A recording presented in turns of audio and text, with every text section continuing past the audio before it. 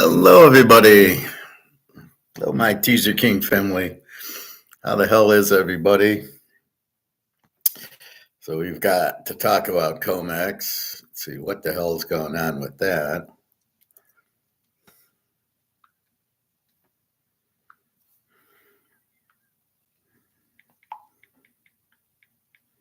Just a second.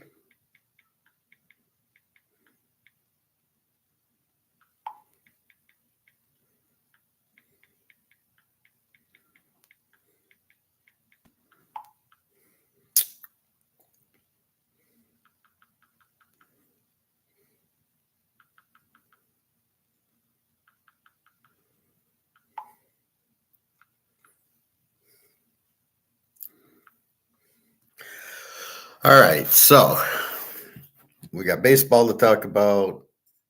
We got basketball games tonight. We got comex to talk about. But we're going to start it off with Zimbabwe and their gold currency. Withdrawal limits as Zimbabwe releases new currency. So we knew they were going on a gold-backed currency. Now they're actually releasing it. Zimbabwe has introduced new banknotes and coins set to commence on Tuesday, which is today, as all banks have received the local currency from the central bank for nationwide distribution. The highest denomination of the new currency, known as the Zimbabwe Gold, or ZiG, will be the 200 ZiG note, valued at approximately $15. I don't understand what that means.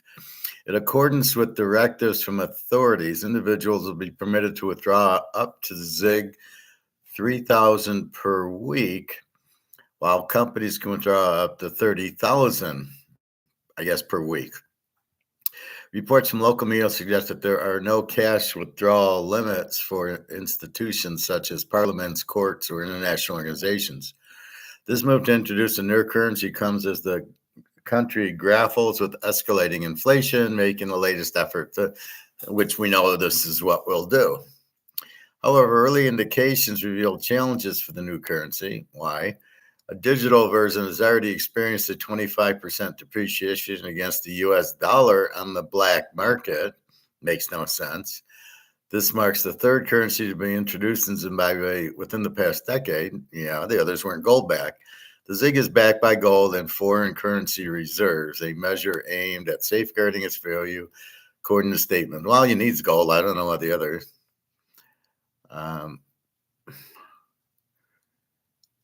Algeria's black market for foreign currency underlines, so Algeria is the next one to go out. They'll go to a gold-backed currency. Kenya's currency overvalued, says central bank governors, whatever.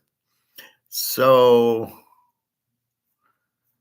let me try to understand that. However, early indications reveal challenges for the new currency. A digital version has already experienced a 25% depreciation against the US dollar. Well, we know it's all fixed, so that's not due to the market. So very good. Zimbabwe is on their way, and they have today are starting their gold-backed currency, which will be great for them.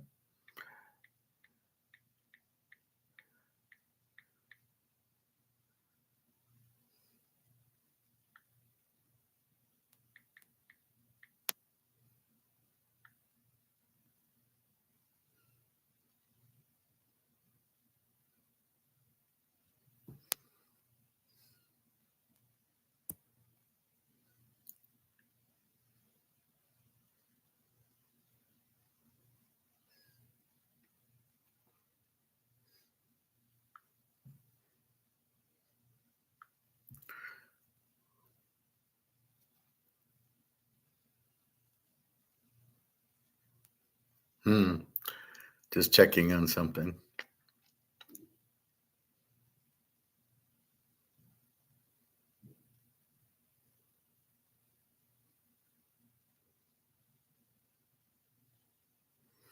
All right. Anyway, just checking on something.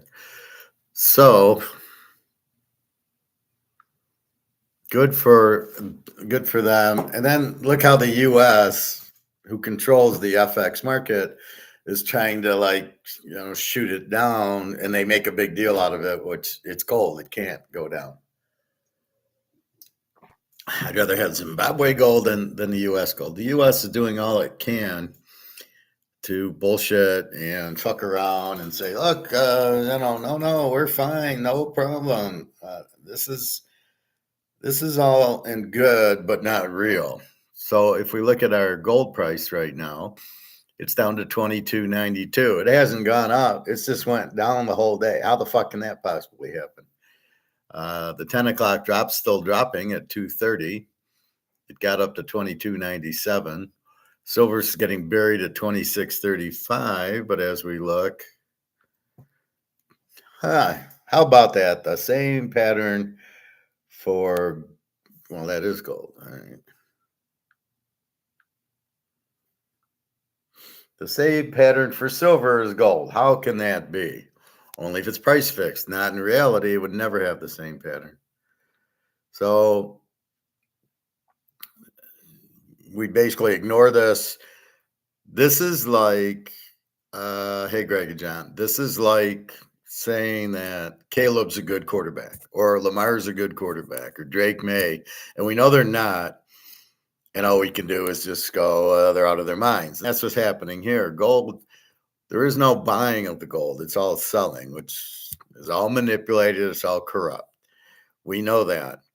And so when we see 22.92, we're not really worried because we know this is a bullshit price. And, it's just another buying opportunity.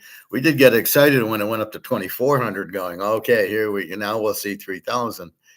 And I suspect that this is their last shot. What they're doing here, again, they seem to do it when there's no buying activity. Either Europe or Asia is off for a holiday, and that's what's happening. But, well, I wish that was Daria.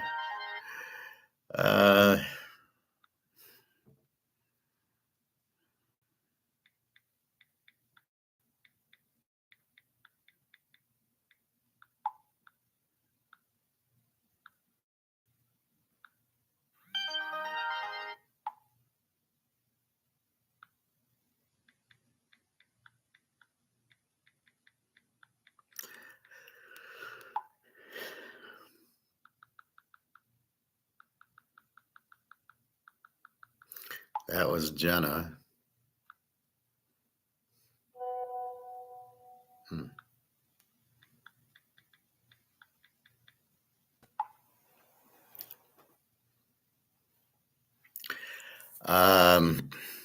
Anyway, I'll get into Daria and Jenna in a minute.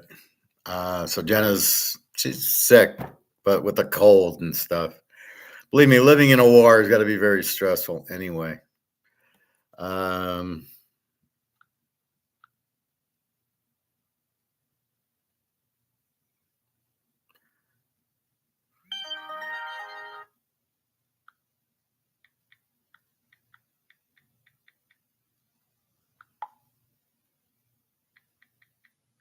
Just a second.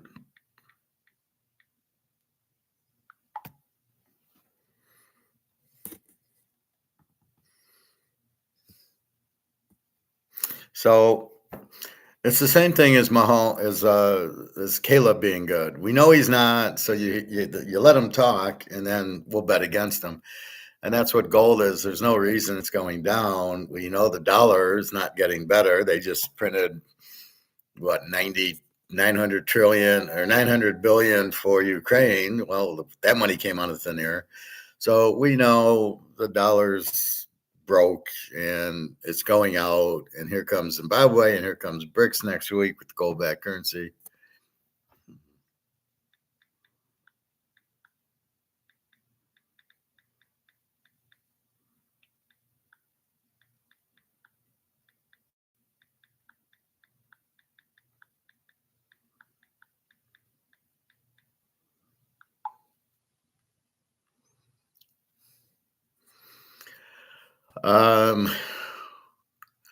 NBA playoffs are here and not many competitive games. Lakers lost the series. Celtics are getting, well, These are the 1/8s. The only competitive series I see is the 4-5 ones.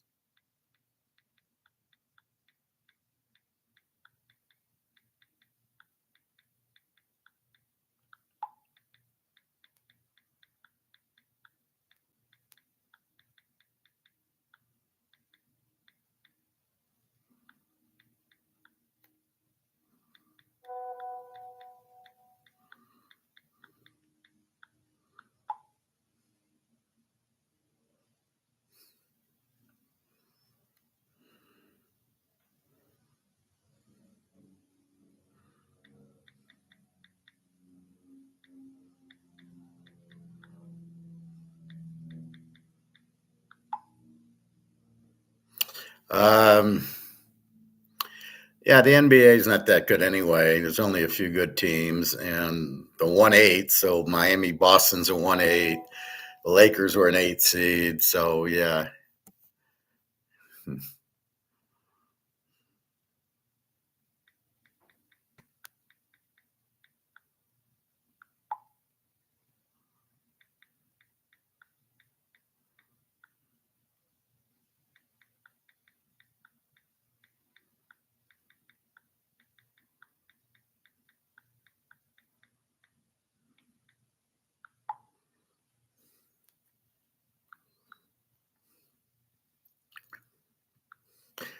Anyway, yeah, it's not much.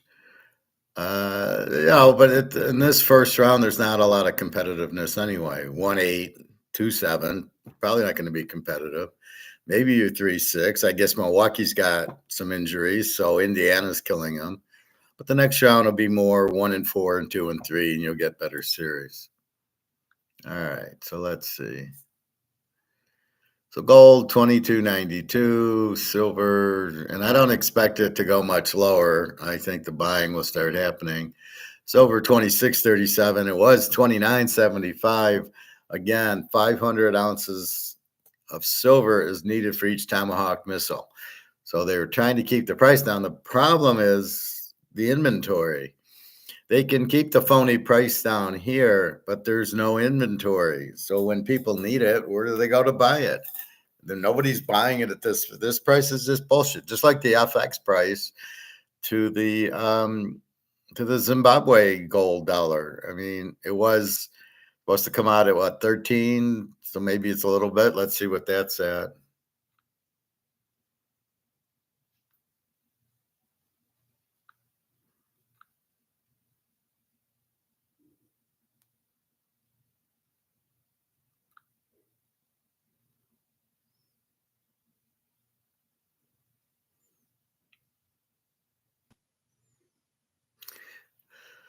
So let's see. What is the FX rate to Zimbabwe, the Ziggy? It's not even on here.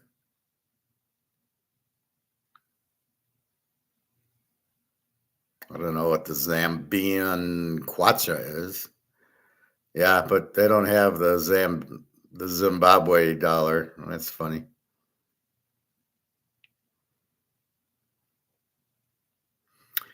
So they're fucking around with gold, down 50 points on the futures. I don't even know what it's. I just know it's getting hammered. Yeah, it's down 41. So it's 22.92. We don't even care. We know the Titanic's filling with water. This isn't free market like on eBay. This is simply the bullion banks doing derivatives. That's all this is. So this is just, it's all paper. So that's why we ignore it. Caleb is so overrated. Yes, Caleb is extremely well. The problem is some idiot says he's good and people believe him, which is the problem with gold and silver and the problem with the US dollar and the problem with everything is people hear something and they believe it. That's why I'm telling you to learn on your to listen to me. Let me guide you how to learn what variables are important. And then when somebody says Caleb's the number one pick, you just laugh at them going, Well, the Bears just wasted the number one pick on Caleb, just like they wasted it on Fields. I said the same thing, and you can watch my draft from a few years ago, the Fields draft, and I said they wasted their pick. So they traded up. He was third, fourth, or fifth, or something. And I again, a shake my head moment, Bobby, and I just said, what are they doing? Fields, Ohio State, they never are good quarterbacks. He ain't going to be any good. And he wasn't, and they wasted a pick. And the same thing with Trey Lance. They moved up to third. They traded 2 or 3 draft picks to draft Trey Lance, who had played 1 year at North Dakota State as a freshman. What are you doing? You can't find a good quarterback. And why would you trade up to 3? And they had Brock, and they ended up getting, I think, Brock Purdy. And Lance didn't do shit. It's the same thing here with Caleb. He's no different than Fields. So for Chicago, Trubisky and Fields, it's the same thing. They both suck. And here comes Caleb, and I fail to see that he's better than Fields. I don't see much that he's better than Fields. Maybe a little bit more accurate, maybe, but Fields in college looked accurate as hell. Not a problem there. Are coins worth anything? Well, if they're silver and gold, they are. If you have rare coins, they're worth something, just like the baseball cards. So is a football card worth anything? Well, if it's a Mahomes 50, yeah. If it's, just a regular card, it's probably got a small value because it's an asset and it's collected. If it's a rare coin and it's in good condition, it'll be worth something. If it's not, it probably will be worth a quarter or a half dollar. Unless it's silver. If it's silver, it's worth more, or gold. Coins worth collecting. If you like that, it's whatever you like. I don't collect coins. I collect gold and silver. I collect the real value.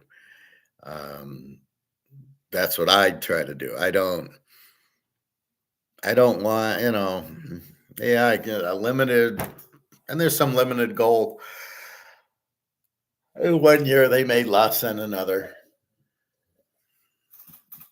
But basically, it's what are you into? I'm into cards, and I'm into gold and silver. Gold and silver are the best. Well, gold's the best, then silver.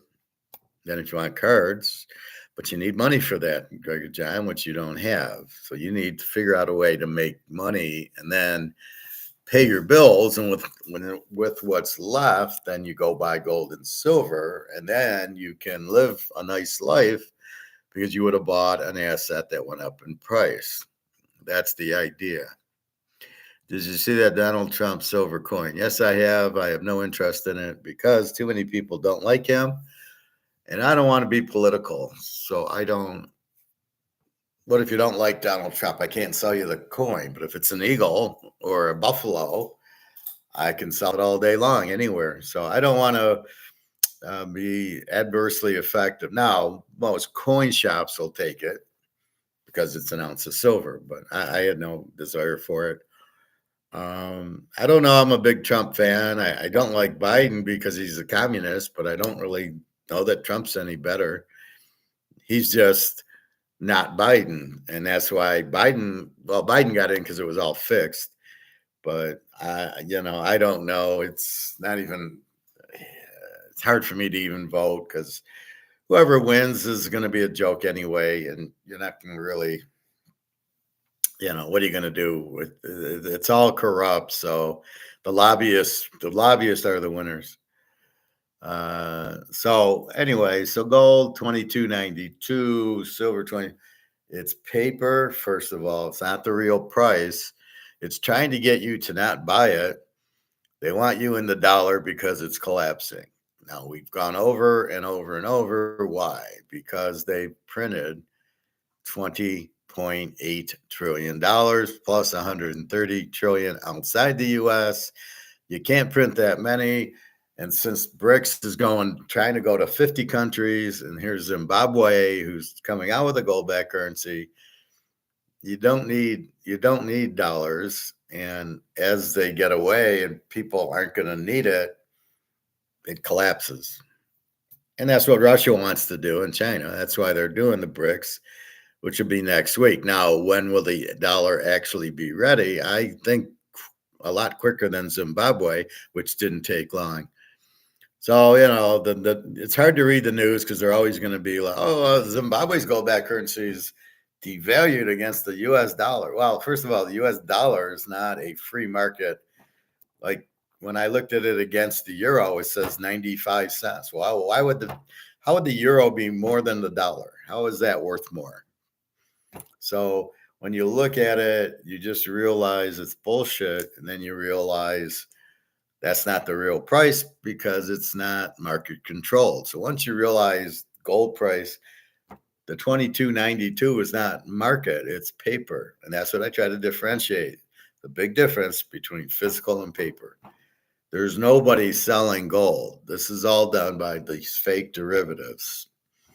So somebody on my LinkedIn says something about the Wall Street banks are buying or all have a lot of gold. Then I responded, it's JP Morgan, Chase, Goldman Sachs, and I think Bank of America, the bullion banks. And so I responded and said, no, they don't have any physical gold. It's all paper. It's all derivatives. They don't have any gold. And that's really the first concept that I want you guys to understand is you're getting there's a difference. There's two economics. There's Austrians and Keynesians, and there's two golds, paper and physical, two silvers, paper and physical. And so you need to understand when they say economics, which one? When they say gold, which one? We're talking physical world of gold and silver. We're talking Austrian economics. Most people have no clue. There's both. I was talking to this lady yesterday and said, I got an economics. I like teaching economics. And and I made a comment to her, well, do you realize there's two of them? She had no idea. Nobody understands there's Austrian and Keynesian. Everybody just thinks what they're taught in school is Keynesians is all there is. And nobody understands it, so they don't try to learn it. So that's the first thing I try to educate. We are talking Austrian, Adam Smith, economics, free market, we control it. That's what I'm talking about.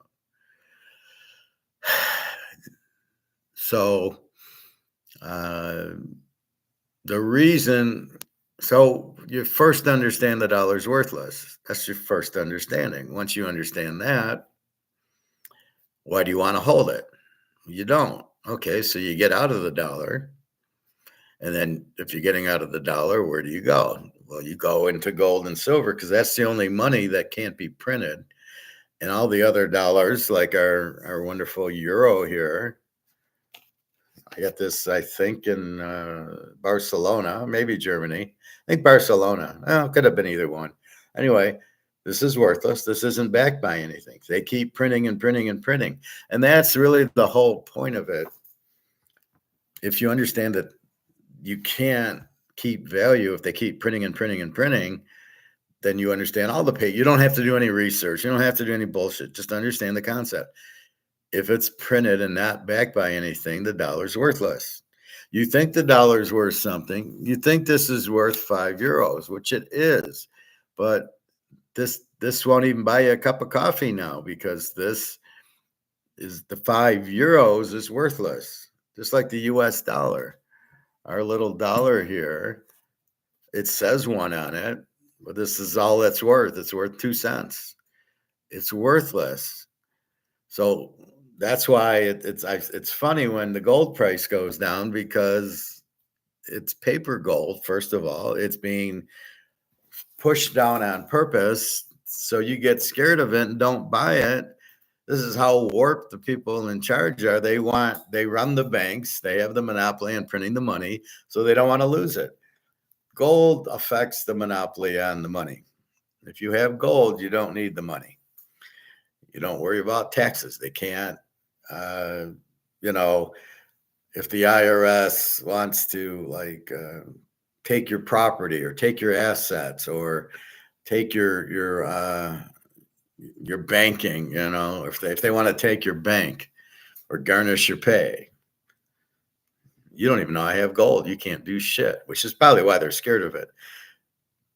I don't have any interest, but I made, went from 17 to 1800. Now it's 2300.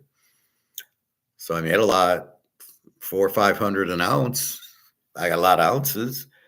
So if you understand that, then, but I don't pay tax on it because you don't have to. You only pay tax on the stuff in the bank or in your JP Morgan account that's a dividend.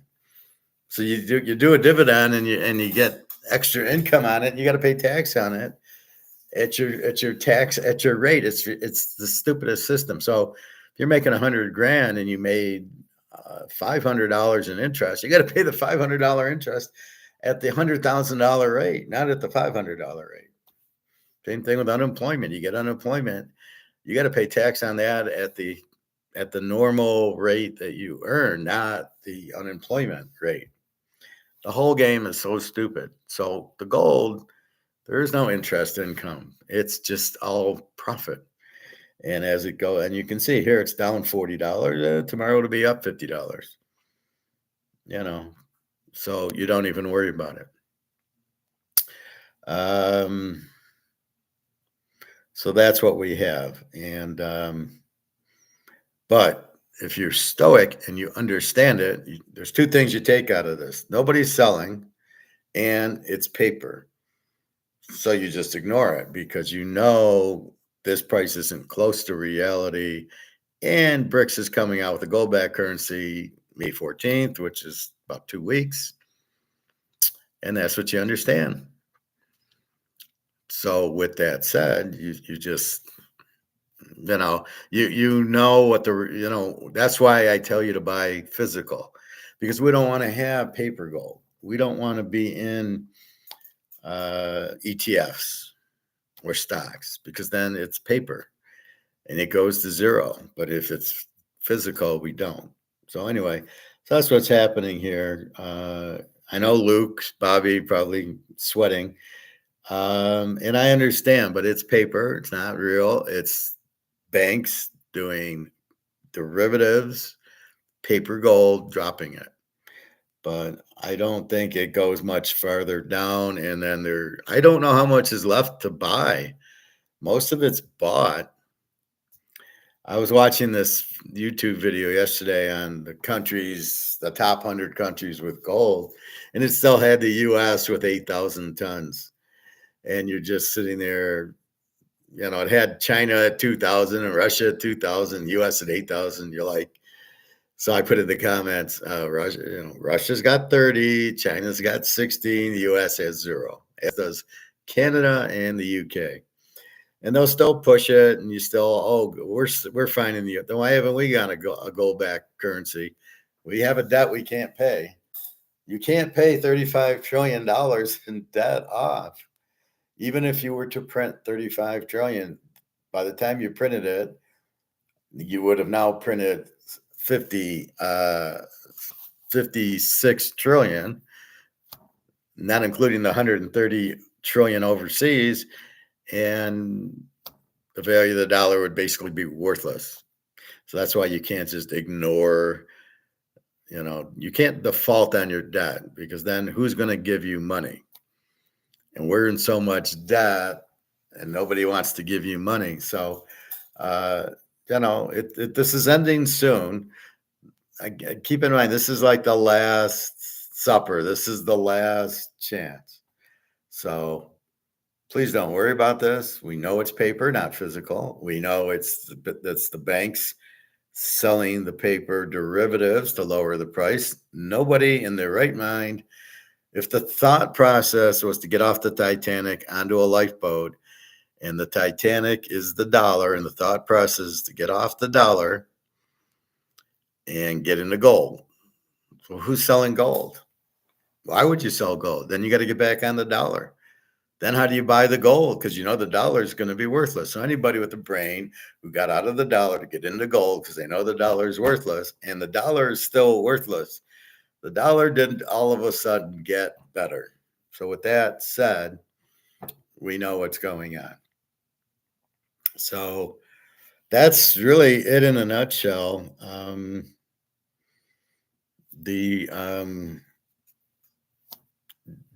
Don't be afraid of the paper.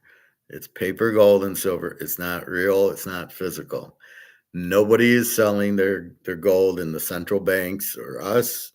Nobody here is selling their gold. It's all I wish there was a way we could see how much of this is derivative. I'm sure it's a lot. And then when they say, so I think what Egon's saying when he says that the public isn't buying gold is he looks at the ETFs from like a pension standpoint. And so they're all in the big stocks. Maybe they're in Bitcoin. I don't know. Let's take a look at what Bitcoin's at. Let's have a good laugh. I saw it was like 63,000 a couple days ago. Bitcoin is at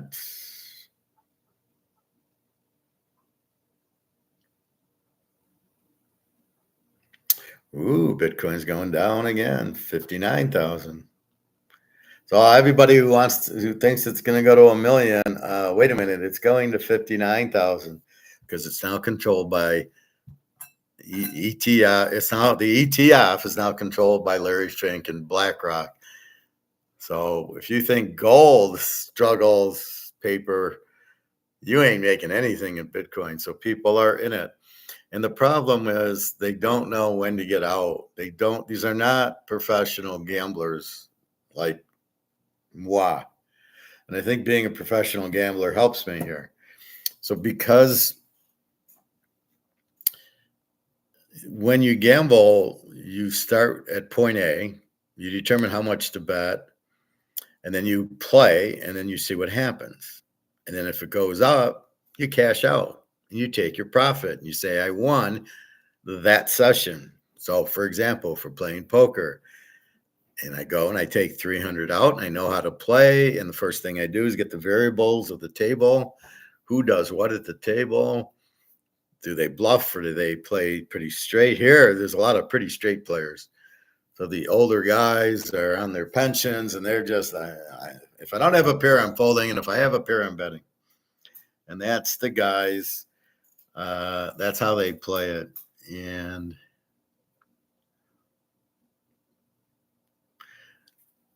in Vegas, it's a little different. In Vegas, they're there on vacation. So I brought $1,000 to gamble with. So they're already considering they're losing.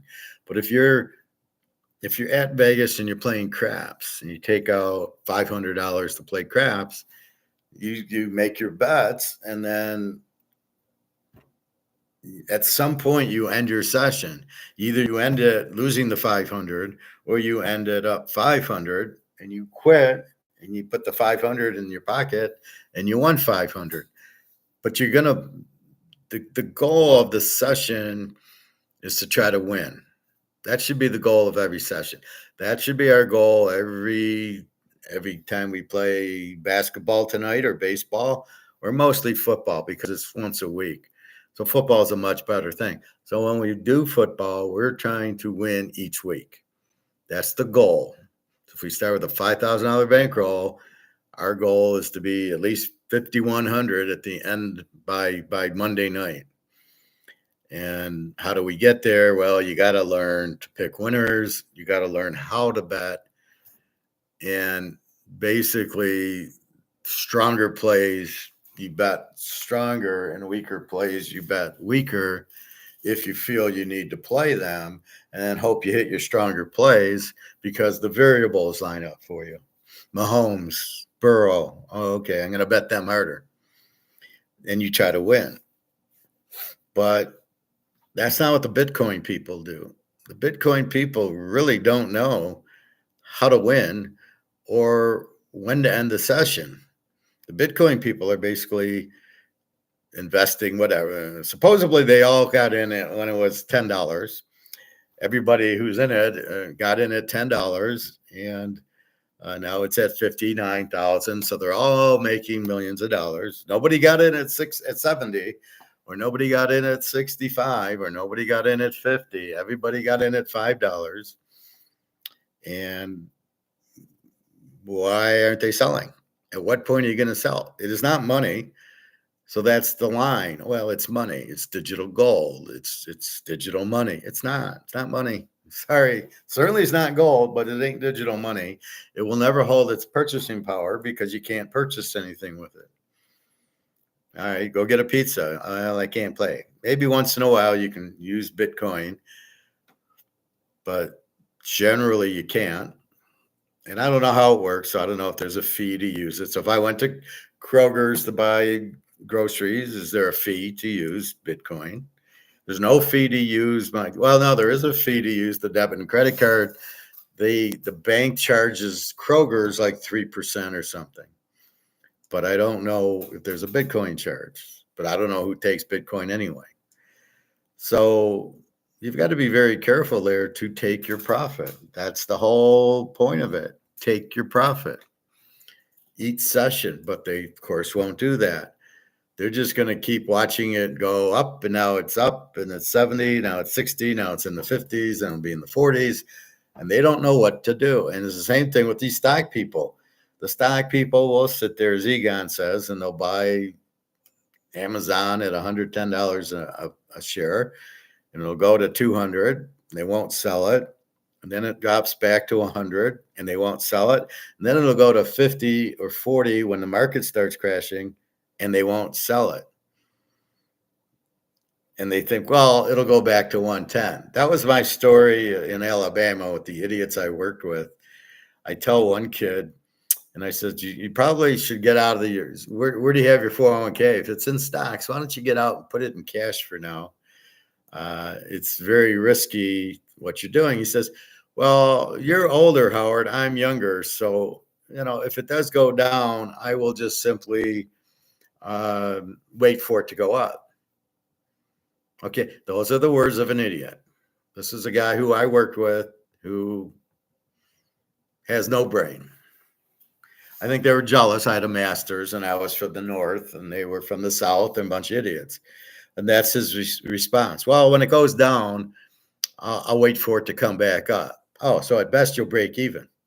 But we both know it's not coming back, or at least I know it's not coming back up. Your portfolio is going to get tanked and it never is going to come up. Look at Japan. And he's sitting there doing whatever and mocking me, which I hate. In other words, he's saying, you don't know what you're talking about.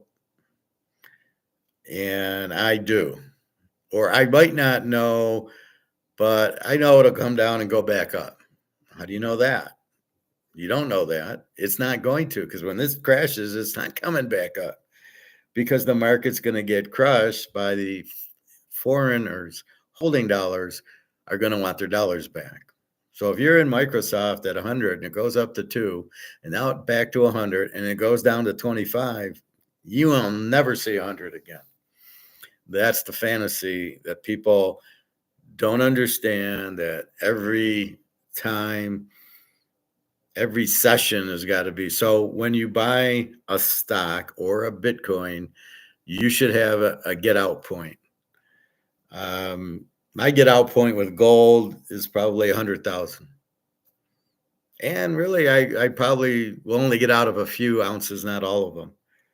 But it depends what I'm getting into. So if I'm getting into BRICS gold-backed currency, maybe, but there's really no, gold's different. There's really no out because you can't print it. So it can't really go out of favor, right? It's the it. So, but in a stock, so if I bought Coca-Cola at 30, what's my end point? 40? Okay, if it hits 40, I'm going to sell it. I'll make $10 a share. I bought 1,000 shares. I'll do a dance. And then I'll look for something else that went low, or I'll wait for Coke to go back to 30. That's how you buy these things. It's got to be like gambling. It's got to be sessions. It's like football. It's a Sunday. You got a $5,000 bankroll and you're betting a couple hundred here and a couple hundred there. You're betting the lock for $250. And the games are played on Thursday and then Friday and then Saturday. Where am I at? And then you play your Sunday games. And how did I do? Oh, I ended up winning $300. Session's over. Now it goes into your bankroll and you wait for the next week's session. That's the beauty of football. Baseball, every day is a session. So what did you do last night? Oh, you made a little bit. Okay, so today's session is this. Pick your best 3 or 4 games and bet your bankroll percentage, 10% on it or 5%, and hopefully you win. And then you keep going. That's how you have to play. That's how you gamble. It's sessions. When I play poker, I take out 300. I'm playing 1-2, no limit, because it's all luck. I got aces and some guy's got a pair of sevens and he hits a 7. There is no way that should happen. I should win 100% of the time with aces over 7s. But the third 7 comes out. That's why it's luck. That's what I refer to. And so that's all I can do is do that. And so I'm playing enough. So if I start with 300, so my session is, let's see what happens. So I don't really have a up point. It's based on the cards I'm getting and the people I'm playing. So if I'm getting aces and they're getting some, and they keep hitting 3 7s on me, I'm going to lose all 300. And when I lose, the session's over. If it holds up and the 7s don't hit the 3 7s and I win $50 here and $100 here, and I have a pair of 2s and the 2, and I get the trips and I win a couple more hundred, that's where we go. So that's the whole key to it, is we are trying to win as much as we can in the session. And then once we get up, so now we're up 500. Let's see how the cards go now. If the cards start turning where we're getting 2-9 and 3-8, then guess what? We're not, if we're getting that, we're not sticking around. So we get up $300-400. We start losing. We go from up 400 because we hit a set and we hit aces a few times, got a flush. Okay, we got some cards. We won some money. Now we're not getting the cards. We're not going to win. We might get aces cracked by 3 7s. So we're now up like 280. Okay, we'll play out a few more hands, and then we'll leave. And we'll be very careful about putting in 100 or 200 because we're not as hot. So now we're up 250. We get up and leave. Okay, so I took 300. I made 250. I got 550. Sessions ended. Now, if I'm in Detroit, I drive home. I go look for some ribs. If I'm in Vegas, I might walk around and get some ribs there and walk to the forum shops at Caesars. And then I'll go play another session. So when you're in Vegas or you're on vacation, you're probably going to play 3 or 4 sessions a day. But each session, when you get up and then you kind of start slowing down, you quit. And then you can play another session later. Perfectly fine. That's what you want to do. And that's the whole point of it. You play your session, you win, session's over. However, the Bitcoin people have no idea. I was talking to the sales manager at Toyota, where I get my car oil changed for free for football picks, and he didn't sell his Bitcoin. And I'm like, what are you waiting for? You take your profit and go buy gold. It's a no-brainer. It's low. It's going to go up. And he, I go back in and he's still got his Bitcoin. And then I got mad at him because he said, well, my wife, she doesn't want to sell it. Who knows more? You or my wife, your wife or me? Then his buddy owns a car part shop, and he every night takes all his money and buys gold with it. So now the wife says, yeah, now we can buy gold because he's not an economist. He says it, but I told him, so when I said it, you didn't listen, but when some idiot friend of yours says it, you listen. That's hard to swallow. And I'm like, okay, so I won't be talking to you anymore, because if you're going to insult me like that, I have nothing else to say to you. Because what's the point of saying you're not going to listen? Go teach yourself. Go F off. I'm not going to help you because I don't. That's insulting, right? And so he finally sold his Bitcoin to do it, but he had no strategy. I think he put 35,000 in and it was worth 70,000. So what point is your session over? And it glazed right over him. He has no idea. So most people don't understand. If you're buying Bitcoin, you're buying real estate trust, you're in money markets, you're in stocks, it's all gambling sessions. If you're in dollars, if you're in CDs, it's a gambling session. So if I got 100,000 and I get 4% at the bank, I am gambling. It's a gambling session because I'm gambling that the value of the dollar holds, which it won't. The value of the dollar drops because they keep printing it. It's not worth anything. So that's the value of the dollar. Okay, so you must have sessions. You must know what am I looking for? And then when do I sell? And then look for my next session. So in poker, okay, I made 250, I leave, and then I come back later that day or the next day for a new session. And whatever happens, I'll try to quit a winner. And then, so I add to my 300 and then, okay, off I go. And that's the goal. That's what you're trying to do.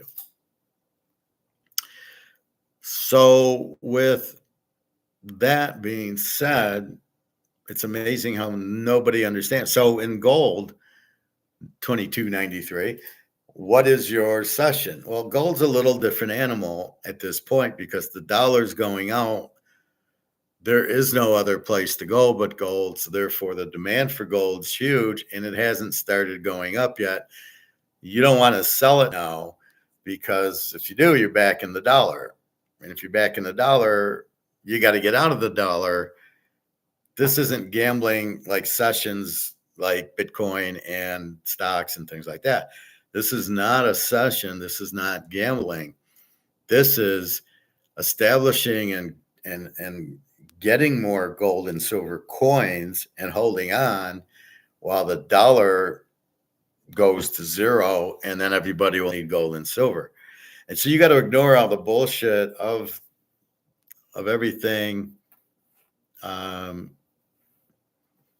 where everybody's saying, oh no, look, gold's, oh, the Zimbabwe gold, it hasn't even started yet. Today's the first day. If I was in Zimbabwe, I'd give 10 grand and buy 10 grand worth of gold. I mean, it's a joke. So that's what you're asking for. So with BRICS, you're going to do the same thing. We know gold will surpass the dollar very easily because you can't print the gold. So in other words, why? Well, because you can't print it. Stocks, the economy is in a recession. Stock prices are going to go down. The president did something illegal. Stock prices are going to go down.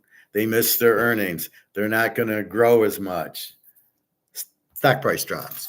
So there's a lot of issues with the stock price when it's not manipulated.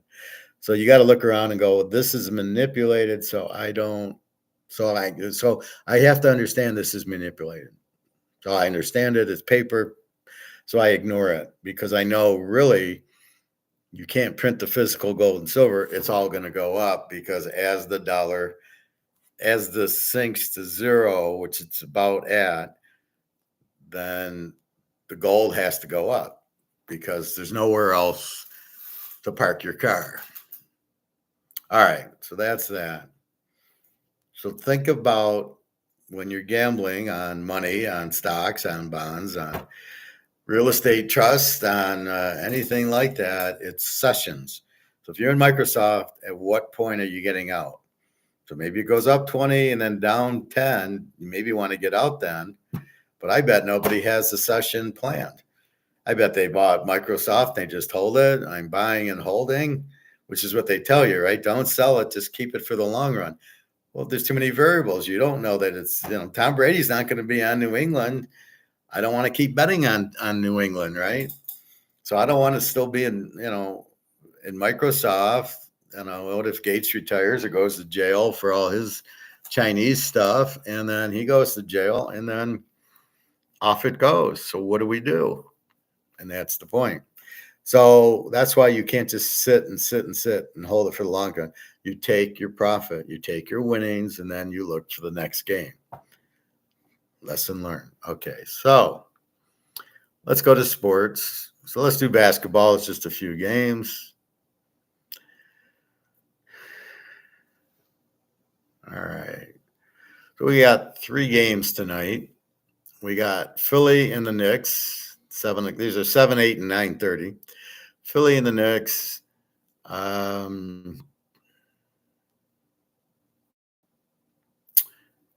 The Knicks are up 3-1. Philly won game 3. The Knicks won game 4. This is in New York for the end. New York's a 3.5 point favorite. So I like New York. And minus the 3.5. Because they're going to finish, they're going to close them out because it's now game 5. If they lose, they got to go to Philly and play game 6, and then come home and play the Knicks and play Philly in game 7, which they don't want to do. So they want to end it here. They don't want to go back to Philly. And they're the 2 seed, and they've been handling it. Philly won their game, and that's it. Orlando, Cleveland. Now, this is the 4-5. This is going 7. Orlando won their 2. So Cleveland won their 2 games at home. Orlando then tied it up, winning their 2, which we had them. Now we're back in Cleveland. Now we go back to Cleveland. Cleveland's minus 4.5. We go back to Cleveland. We lay the 4.5. Orlando hasn't won there. Cleveland has to win. If they go down 3-2 and then go to Orlando, they could lose in the game 6. They're done. So this is a must-win game for Cleveland, so they don't go down 3-2 going to Orlando. So this is how the series psychology goes. And the last one is Indy and Milwaukee. And we've got Indy minus 4.5 at Milwaukee, but I believe Milwaukee's got injuries. So this is not one where we bet Milwaukee back if the injuries are still there. And Indy's 4.5 point favorite. Maybe you go under with the injuries, because obviously if the stars are injured, they're not going to score much. But here, this is really unique because the 3 seed would if a normal 3 seed was playing, so if the Knicks were down 3-1 at home tonight, I would bet a fortune on the Knicks. But the better team really is Indy, which is really the 6 seed because Milwaukee's got injuries. So I just ignore this game. So really, New York to end the series and not go back to Philly, and Cleveland, because it's game 5, doesn't want to go down 3-2 to Orlando. So we take the Knicks and we take Cleveland. And that's the bottom line, Mr. Stone Cold. All right. So let's go to baseball.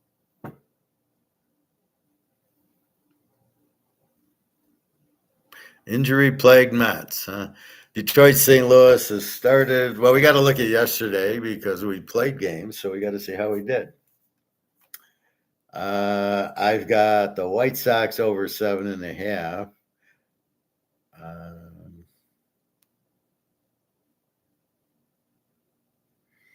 And they lost 3-2. We lose. Philadelphia lost 6-5. Pittsburgh lost 5-1. Atlanta over. Plays a 2-1 game. Jesus Christ. Cincinnati won. And the Dodgers won. So I go 2-4.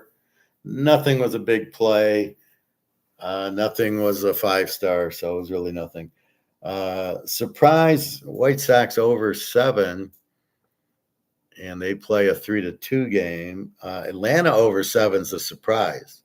So let's look at the variables. They lose 2-1 to Seattle. Austin Vaugh. Well, let's go to the box score. How, looking at the variables, said go over Atlanta? Was it their batting average? Yes, the batting average is getting me into trouble with Atlanta. They hit 290, 280, and yet what do you have? And they score 1 run against Seattle.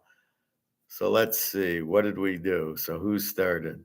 Fried started for Atlanta with his 4.02 ERA, basically pitches a no-hitter, and how the hell they take him out after 6?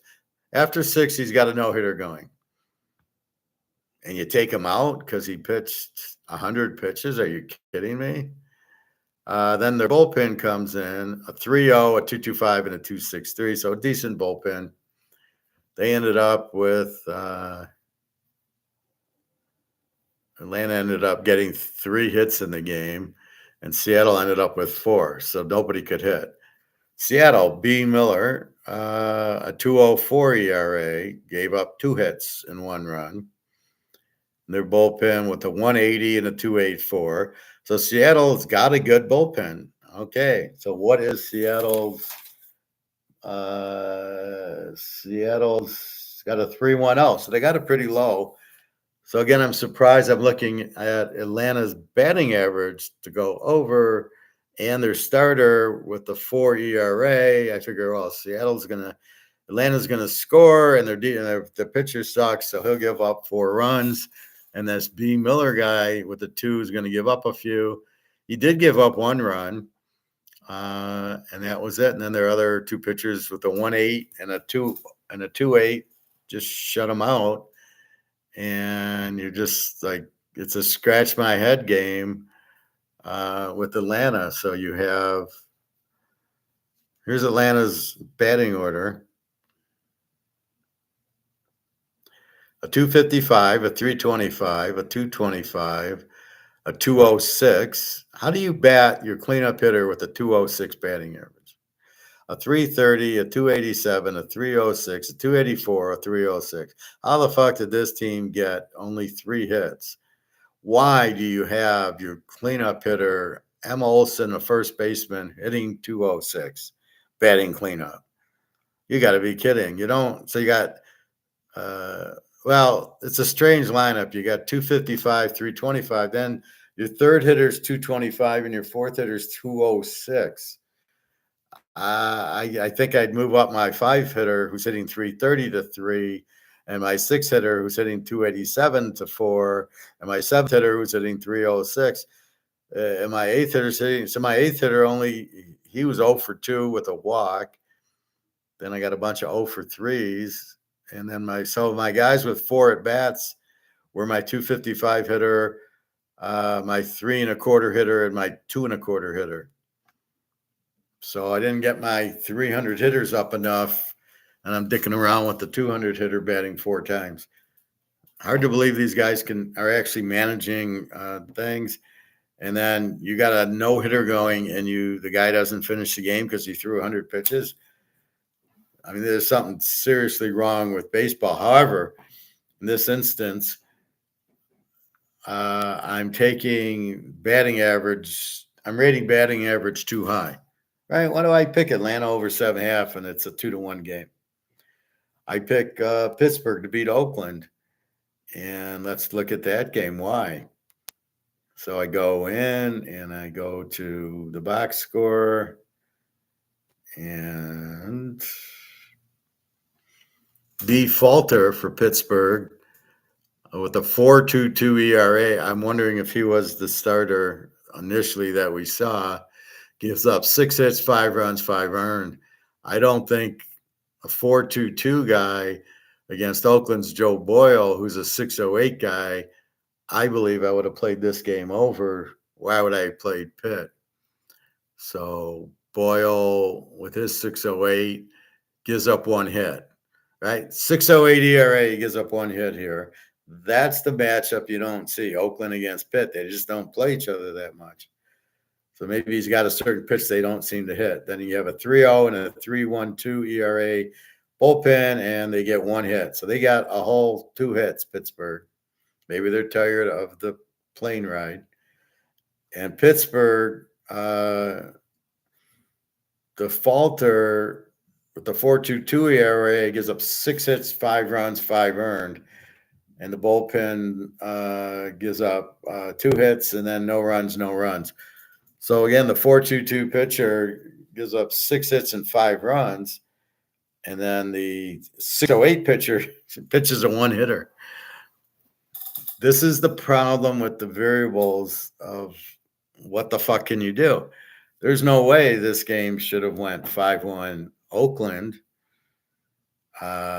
Pittsburgh should have scored a little bit, but they didn't. So this is what we're struggling with, is we still don't have the right variable that will give us the outcome. So let's go till today and let's see what we can look at. So today, St. Louis, Detroit.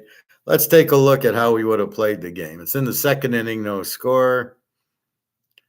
And we've got pitching. We've got Kyle Gibson with a 4.13 ERA against Joe Flaherty from SCTV with a 4.6 ERA. So this game, based on these pitchers, would be an over, right? Both pitchers pitch in the fourth. However, if the game's close and you get to Detroit's bullpen, their bullpen's very strong. So now it's not an over.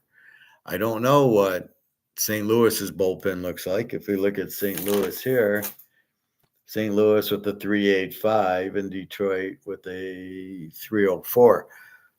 So based on that, it's an over. You know, is it an over? Is it an under? You're getting conflicting trends. Then you look at hitting. Do we look at hitting? Detroit's 223, St. Louis is 217.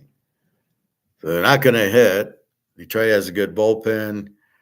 The starters, Gibson a 409 and a 460. So your bet here was probably Detroit with the better bullpen, and they both have terrible hitting. But they're so inconsistent. There's no variables here to pick this game. Starters, I would go over, but then you get to the bullpen. The Detroit's bullpen's very good. Neither team can hit. So if they can't hit, how do we get over? But as we saw from the White Sox hitting 190, they got over 4 or 5 games in a row. They started to hit because it's an average. So this is a very tricky game. This shows you how tricky baseball is to really dissect the variables. All right.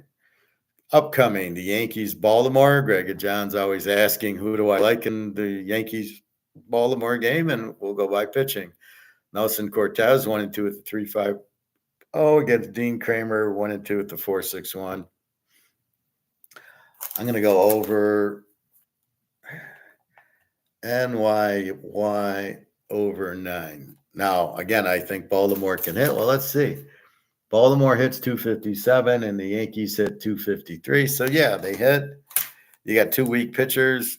Okay, so we need 9 runs. So let's go over 9. Go Army, beat Navy. I don't know what else to say on that.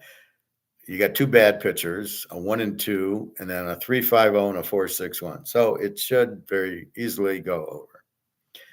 Colorado and Miami. Now, these are 6 o'clock games, so don't worry. Miami's a 140 and an 8. Ryan Feltner for Colorado, 1-2 with the 5.68 against Sixto Sanchez, 0-1 with the 7.20. We got to go over 8. So we got Collie over 8. So the question is, let's look at Colorado, Miami, overall ERA. Colorado 6. They're an over team, and Miami is 5. So this has overwritten all over it. So we're going to make this a 5 unit. Not a 10, but a 5. Why? We got 2 weak staffs. We got 2 weak start. We got a 5-6 and a 7-2. There should be runs in the game. Now, if it goes 1-0, how the hell are you supposed to figure that out? That's where the problem is. You can't look at it and think a pitcher with a 5.68 ERA and a pitcher with a 7.20 are going to throw a 1-0 game. You figure they go 4 innings, and then the bullpen comes in. And how good's the bullpen? So we don't know how many runs these guys are going to give up. We need 8, so we need a 5-3 game, 5-4 game, and that's all you can say. So that's what you're really looking for. You can't bet the 5-6-8 to win or the 7-2-0. You can't bet them. Oh, like Verlander. Oh, yeah, Verlander's going to win.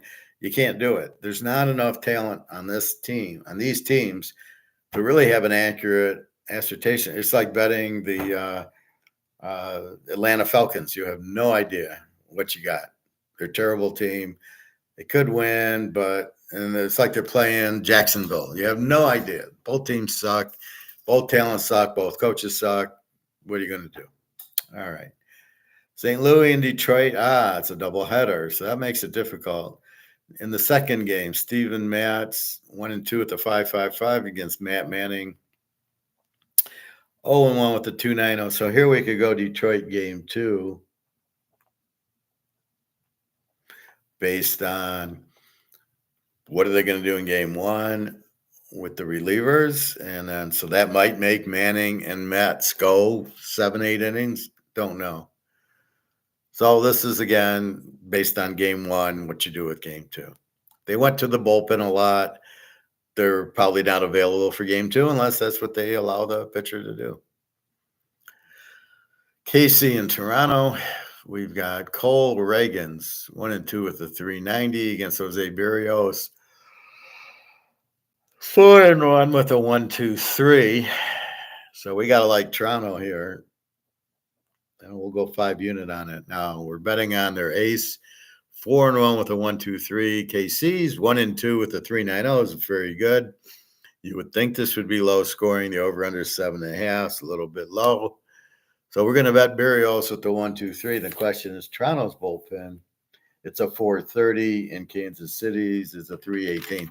So the bullpen, I believe, goes to Kansas City. So probably low scoring, but we're going to bet Toronto with Berrios with his 1.23 ERA. We're going to say he's going to shut him out.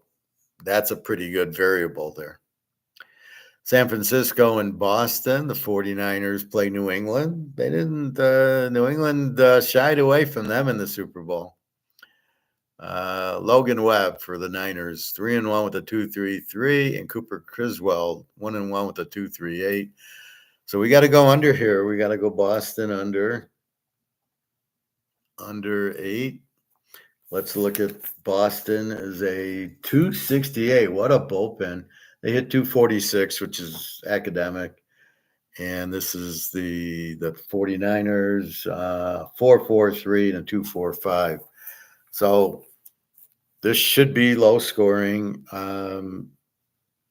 Boston has a great bullpen. So this game should be like 2-0. Boston should win it. Well, no, I mean, it's a 2-3-3. So this is a very good under bet, I think also. Yeah, that's what we did, Boston under 8. Right, because Boston, both pitchers are strong. The bullpen's very strong for Boston. Look for this to be a 2-0 game.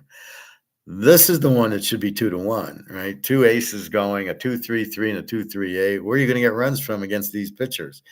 That's the theory. So not sure. However, we will try to figure it out. Good bullpen for Boston. Where are you going to get runs from? And this game will end 11-10, and you'll go, how the fuck did that happen? The Cubbies and the Mets. The Mets are 125 over under 7. Javier Assad, 2-0 with a 2 ERA. Sean Manaea, 1-1 with a 3.33. The Cubbies with a 4.23 ERA, and the Metis with a 3.56 and a 2 and a 3. Probably an under game. Over under a 7.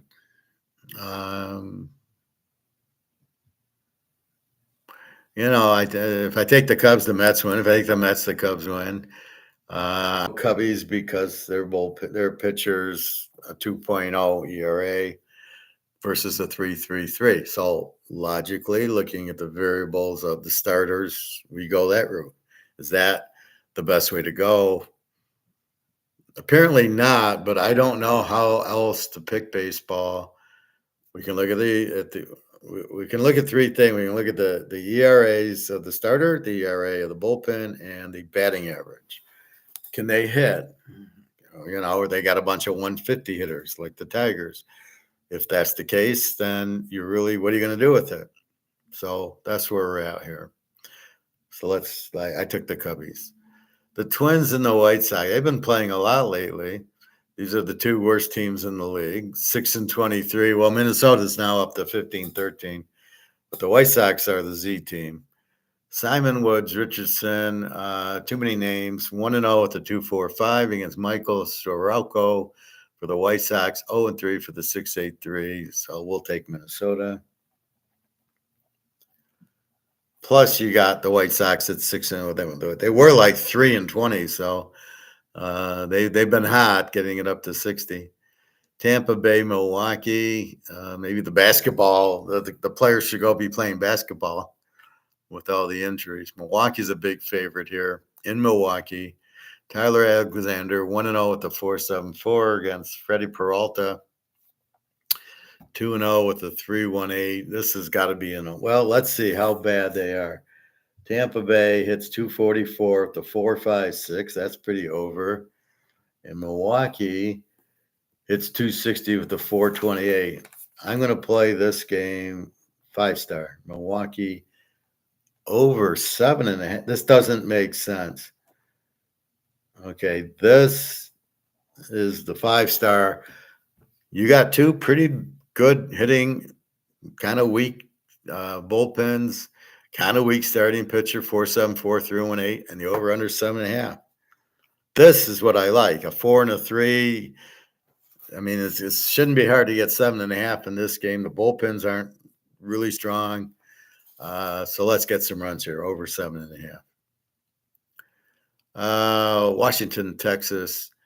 Mackenzie Gore, 2-2 with a 3.12 for Washington. Johnny Gray, 0-1 with a 2.92. So pretty good pitching. Yeah, I think we go under 8 here. Wash under 8. Not a 5-unit, just low ERAs. Theoretically, shouldn't get a lot of runs because they don't give up a lot of runs. We'll see. Cleveland and Houston. That used to be a good football game, the Oilers and the Browns. Carlos Carrasco for Cleveland, 1-2, 4.63 against Hunter Brown, 0-4 with the 9.68. Let's go over Houston, over 9. Hunter Brown, okay, 9.68. You can't bet Hunter Brown to win. He's 0-4 with the 9.68. I ain't betting on that guy. Cleveland with Carrasco, they both hit pretty well. Carrasco's 1-2 with the 4.60. So I can't bet either pitcher to win. They're both pigs. Again, it goes into there's not enough good pitchers in the league. Philly in California. Philly's a minus 145, over under 8.5. Spencer Turnbull for Philly, 2-0 with a 1.33 against Tyler Anderson, 2-3 with the 1.78. We got to go under with two pitchers under 2 ERAs. So we go Philly under 8.5. We'll call it a 5-unit. And this is where I get lost. How does this game go 9-8? With a 1.33 and a 1.78 starting pitching ERA. Let's dig a little bit further. Philly with a 3.36 ERA, 2.56 batting, and the Angels with the 5.01. So here's where it gets you with the 2.39 is the Angels 5.01. And that's not their bullpen. That's all their pitchers because I can't get a bullpen. I can only get all the pitchers on the team. Well, if you have some real pigs on your team with 6 or 7 ERAs, it's going to skew it. So we don't know, but with the 1.33 and a 1.78, I'm not expecting a lot of runs here. And Philly's got the bullpen. So it should be a 2-1 game with these ERAs. We will see. We will see if it goes what it should. Pittsburgh, Oakland. Oh, this is the football rivalry we all miss. The Steelers and the Raiders. Stabler against Franco Harris. Notice I don't say Bradshaw. Bradshaw sucked. In the second Super Bowl, they have the Ice Bowl game in Pittsburgh, and he throws 8 interceptions or 8 turnovers. You're like, what the fuck? This is an icy, rainy day, Bradshaw. Maybe just don't turn it over with your defense. Unbelievable. 8 turnovers. Oh my God. All right. Mitch Keller, 2-2 with a 5.14 for Pitt. Alex Wood, 1-2 with a 6.59. And for some reason, the over-under is 7.5. Oakland, a 4.13 with a Oakland doesn't hit, but they got a bad bullpen or a bad ERA overall. Pittsburgh at the 3.70 and a 2.36. So Pittsburgh's very much an under team. So we got to go. Oh shit. Yeah, so we're going to go over because of the. Now, what do we take? Do we take the starting pitcher ERA over? Do we take Oakland with the 4.13 with the 2.03 batting average, or Pitt with the 3.70 and the 2.30? Pitt's got a pretty good bullpen and they don't hit. Where Oakland, their bullpen leaves a little, but they don't hit either. So neither team hits well. That's the problem. And I think there's a lot, 5 or 6 Pittsburgh guys that can't hit 200. This is what makes it tricky here. Even though the starters are suck, it's when you get to the 4th or 5th inning and they bring in the guy and the bullpen guy goes, you pitch 1 inning, 0. You pitch 1 inning, 0. You know, and this is the today baseball. It's ridiculous. So all you got to do is pitch 1 inning. Why don't you have that guy be your starter then? I mean, he can't pitch 2 innings. His arm will hurt. Oh my God. It's sickening what they're doing to baseball. So this should be over. We'll very lightly now, no bet over 7.5 based on the starters. The batting averages, but again, the batting averages, we've seen Chicago with their 190 batting average, and they went over 4 or 5 times last week. So they can hit. It's just an average. And against a shitty pitcher like Alex Wood, they should hit pretty well. Atlanta and Seattle. Atlanta's minus 125 and 7. Ronaldo Lopez 2-0 with a 0.72. Luis Castillo 2-4 with the 4.15. We'll go Atlanta. Cincinnati, San Diego. Martinez for Cincinnati 0-1 with the 5.48. Hugh Darvish 0-1 with the 4.18. San Diego. Hugh Darvish is a big favorite, 165 with the 7.5. Let's check out Cincinnati. Hits 2.19 with a fairly good ERA. And San Diego hits 2.54 with a 4.35 ERA. Not a very good ERA. So Cincinnati, I can't bet Cincinnati. Hugh Darvish, the over-under 7.5. I would say San Diego over 7.5, but I'm not. This is not. Bet 10 cents on it. Bet a Bitcoin on it. And the last one is the Dodgers in Arizona. The Dodgers are a small favorite. Landon Knack, 1-1 with the 3.27 against Jordan Montgomery, 1-1 with the 2.77. We're going to go Montgomery. Go Arizona. Beat Navy. So let's look at the Dodgers. The Dodgers, 365 with the 274, so they can hit. Pretty good bullpen. Arizona, 396, which is good, and they hit 250. So they should have scoring. The over-under is 950. I'm going to go Arizona. What the hell? All right. So that's basketball. That's baseball. Is there any football news? So let me go through the picks. We start with the Knicks. I got the New York Yankees. The Knicks minus 3.5, must win. Cleveland minus 4.5, must win. Clean up those series. Then we go to the Yankees over 9. Colorado over 8. Detroit in game 2. Toronto. Boston under 8. The Cubbies, Minnesota. Milwaukee over 7.5. Washington under 8. Houston over 9. Philly under 8.5.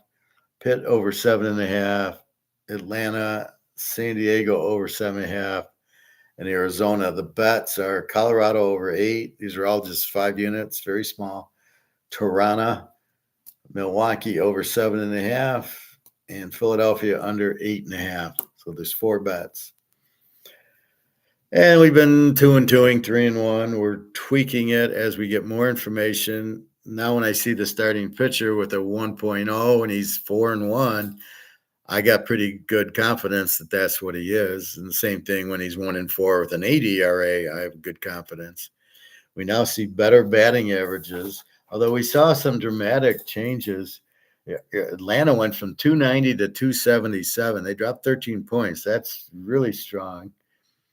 Um, some of them remain. Colorado still 241, Detroit 223, probably from 224. Houston dipped from 271 to 264. So you're getting some dips, but I would say by the end of this month, they won't move at all. So I'll look, it'll be 264, and then I wait a week and then update it, and it'll be 264 again, maybe 263 or 265. There's too many at bats. So we will now know how the team hits. And then if we can tweak the ERA for just the bullpen, that's what I would like to see. But as I see in the Tigers, and I've seen a lot of teams, most of their bullpen, it's a 1.0, it's a 0, it's a 2.0, pretty low. But if you think about it, all they got to do is pitch to three batters. Come in, get these three guys out, go home. So it's really not, they should all have 1.0 and under because they're only pitching one inning. It's a joke to just go one inning. Is like, it's like bowling a strike in one frame. Oh, okay, I did it. Can you bowl all 12 frames? No, I just can bowl one ball. That's okay. I got a strike. It's ridiculous. Or golf, you can just play one hole. Okay, I'm going to play the third, and Bobby's going to play the fourth, and Nick's the fifth. Yeah, we probably played pretty well just playing one hole. Here's what really went down with folks. So let's look at NFL. Atlanta's Arthur Blank celebrated the selection of Michael Penix. Here's why. In the quarterback fight, it sets up. And where is it? Well, I don't know. It says it, but it doesn't. Where's the story? Okay. The rationale for selecting Michael Penix overall has been cemented. The question now is what it means for the remainder of Kirk Cousins' career. The Falcons' messaging surrounded their selection of Penix less than 2 months after signing Cousins are some version of this. Penix has a rare talent that Atlanta believes it will need sooner or later, so the franchise took him while it still had the chance, which is what I said. And the most important part of this is, and team owner Arthur Blank signed off on it. This is what multiple sources and knowledge of the decision told Yahoo Sports, including those aligned with the Falcons, whose career has now seemingly been locked into a countdown in Atlanta. Gone is the notion that Blank was somehow in the dark when it came to the Falcons' plans to target Penix, which become a point of vague speculation.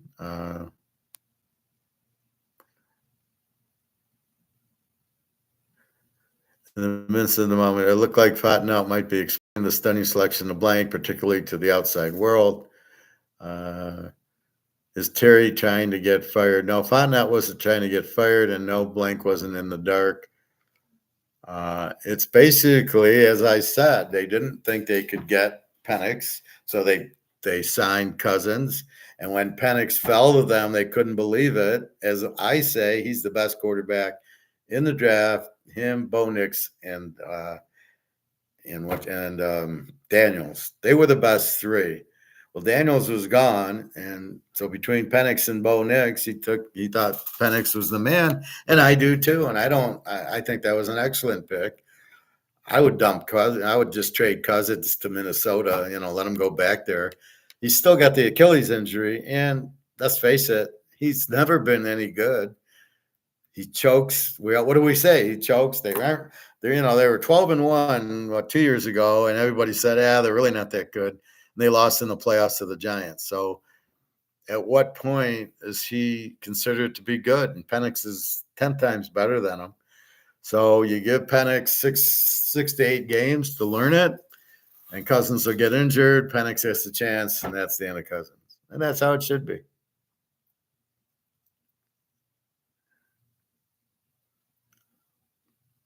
See, I don't like this NFL drafts. Who aced it and who flunked it? How the fuck are you making any type of analogy right after the draft? I can do it because I know the players, but these guys don't. They think Caleb's good and they think Drake May's good. I guarantee you those are zeros because I can watch Caleb in college and know he sucks. Just like I can watch Penix and Bo Nix and say these guys are stars. You got to be. What do you want to see, man? Penix lit up the Oregon defense twice. I don't know what else you want to see. And Nix lit up the Washington defense twice. That's it. Case closed.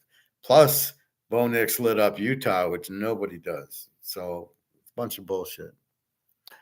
All right. Any news here in the NFL?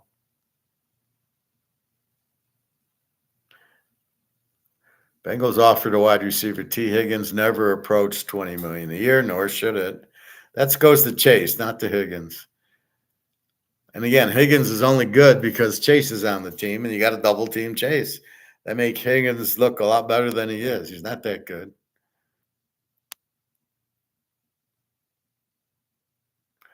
Belichick supports removal of hip drop tackle. Help the game be safer. Does it? Is it safer without it? Well, what are they going to do instead of it? They're going to hit with the helmet, or they're going to kick somebody in the balls? I mean, what are they going to do to get him down now? That was pretty safe. I don't recall anybody getting hurt because they got a hip drop. You know, it's like Ric Flair. He throws the hip on you and then puts you in a figure four. So maybe you need to ban the figure four, but not the hip drop. Penny Sewell, hunger for Super Bowl after Lions playoff one. I want the big boy. It ain't never going to happen, Sewell. You got to be kidding. You're way overpaid as a right tackle, and that's going to hurt them. But you had your chance. Your coach fucked you up. He went twice on 4th down. Bad decisions. You're never going to get close again. Ex-Cowboy Michael Gallup reportedly signs a 1-year deal with the Raiders. Fred Blitnica. Let's see how 49ers Purdy can improve as their who the fuck knows. Jared Mayo, Drake May, Jacoby Brissett will compete for the start. Oh, Jacoby Brissett's much better than Drake May. This is New England. What happened to Zappy?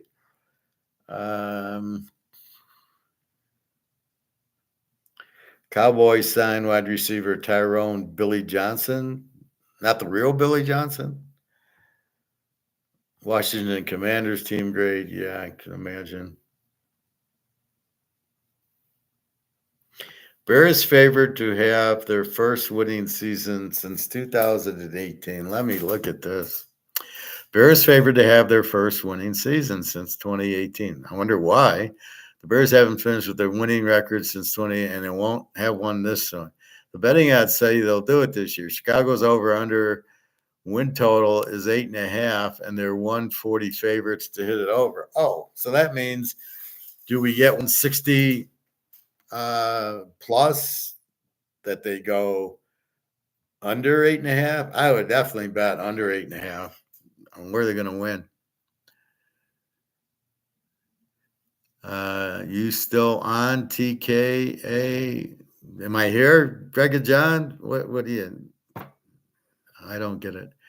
Nick Maida, Bears are going to be a team I'm staying away from for the first few weeks to figure out. There's nothing to stay away from. Just bet against them. Well, because they got a pretty good defense, no quarterback. You've got, forget Romo Doozy. He won't know what he's doing. And then you've got my guy from San Diego who's going to throw him the ball. And then you got DJ Moore who's going to throw him the ball. So this is the problem. Now we got to look at the schedule, but if they play a defensive team, this is an under. Where are they going to get points from? It ain't going to be from Caleb. Caleb was going to get sacked and throw picks. He's not going to get you. This is not Oklahoma he's at. Williams would be such a locker room cancer, drama queen. Yeah, he's not that. It was the other guy. Jesus, what's his fucking name? I can't think of it. I can see him. I can almost pronounce it, but it's not coming out right. Keenan Allen. He's okay, but that he's got Herbert throwing in the ball. How's he going to be here with Caleb throwing in the ball? See, this is the part that people don't understand. It takes at least 6 to 8 games to get the timing down. And since you don't do preseason and exhibition games anymore, just this bullshit practice at half speed, if you're, Prescott and CD Lamb maybe takes 2 games. But you got Caleb and Keenan Allen and Caleb and DJ Moore, I'd say 8 games. And then and Oduzzi, you don't even know how to run a route. Washington had such a better offense in college than he's going to get here. And nobody's going to look to him. They're going to be looking to DJ Moore and Keenan Allen. Nobody's going to be looking to Oduzzi. What are you kidding me? So it's an under the first 6 weeks, I think. They supposedly have a good defense, and then that's it. And they have no offense. They got that Lion Swift who went to Philly, who's now at Chicago with the run. He ain't gonna do anything. They get the couple of receivers, but no quarterback. Do they have a line? I mean, he's going to scramble around, and they're going to, if they play Notre Dame ball against them and blitz them, you're going to get 3-4 picks a game on him. He's not. He's not at Oklahoma. He's not at USC. This is the Bears. They have no offensive coordinator and no head coach and no idea, and there's no running. So they're just going to come after him, which he can't read. This is the problem with Caleb. Well, I see this 8.5. I'd be betting under that. The betting odds suggest the Bears are still the 3rd best team in the NFC North, that the Lions is 150 favorites. Oh, my God. Followed by the Packers getting 210, the Bears 260, and the Vikings. Okay, so we can't bet the Vikings because they don't have a quarterback. We can't bet the Bears because they don't have a quarterback. Green Bay at 210 is a joke. That's the play. The Packers at plus 210. I don't see how the Lions are favored. They don't have a defense. Green Bay will eat them alive. And this year, Green Bay, I mean, they killed Dallas in the playoff game and then played Frisco. They had a big lead, and then Frisco came back to win. But Detroit can't beat Green Bay. Green Bay's got a better defense, and they got a much better coach. The Lions will keep going forward on 4th down. They don't realize that you can punt or kick field goals on 4th down. What is the schedule for the Bears? I don't know. Go look it up. What am I? The answer man? Look it up. I'm not interested. It's been an offseason full of optimism in Chicago, probably because of the arrival of Caleb, but also 2 new receivers and Keenan Allen and Rome Oduzzi, plus the signing of running back DeAndre Swift, give the Bears a chance to be explosive with that? I don't think so. The betting odds suggest the Bears are still the 3rd best. Okay, we looked at that. So it's showing you they don't like J.J. McCarthy if the Vikings are 1,000 to 1 to win. I would not bet them. McCarthy shouldn't even start. I think Nick Mullins. Now, if Nick Mullins keeps throwing 400 yards to Jefferson, yeah, Minnesota can do damage. I think their defense is okay. Who's the best team? Green Bay is the best by a mile. Detroit with a good offense and no defense. Chicago with a good defense and no offense. So you got to go Chicago second. Or Minnesota with a good defense and Jefferson, but nobody to throw him the ball. So this will be curious. McCarthy, you just picked a 0. You just picked a guy who won't do shit. But see, here's how Bears will have their first winning. You know this because of what? Because of Keenan Allen and and Caleb. So Caleb's good. You can see that. You're going to ignore the UCLA game. You're going to ignore the Oregon game. You're going to ignore the Utah game, and you're going to ignore the Notre Dame game and the Oregon game. And you're just going to say, you know what? That's not how he's really going to play. Those are against really good defenses. But, in the NFL, he's not going to see really good defenses. He'll see Colorado defense coached by Coach Prime. I mean, that's the bullshit of it. He's going to see Notre Dame and UCLA every week. And we saw what he did against them. He didn't do shit. All you can do is watch what he did when he played to get any expectation of what he's going to do when he plays. I don't know why he's the starter. What has he done that makes him the number one pick and the starter without proving anything? It was a huge mistake taking him one. It's a huge mistake if you're just handing him the starting quarterback going, well, here you go. Well, good luck at your new job, Bears coach and GM, because you're going to need it because this is never going to work. You can't just assume that Caleb's good because of what? Tell me what you saw that makes you think he's good. And I can tell you why Bo Nix and Penix are going to be all pros, and you're fucking around with Caleb and Drake May and McCarthy, and we'll be hammering. I think we're really going to hammer against New England with Drake May. First of all, you got a coach that's never coached before. You have no offense. You have no defense. And you got Drake May. So you basically have nobody. So New England is a huge bet against him. Denver, yes, I like Denver. You gotta do you think Bo Nix is good or don't you? That's what you're asking.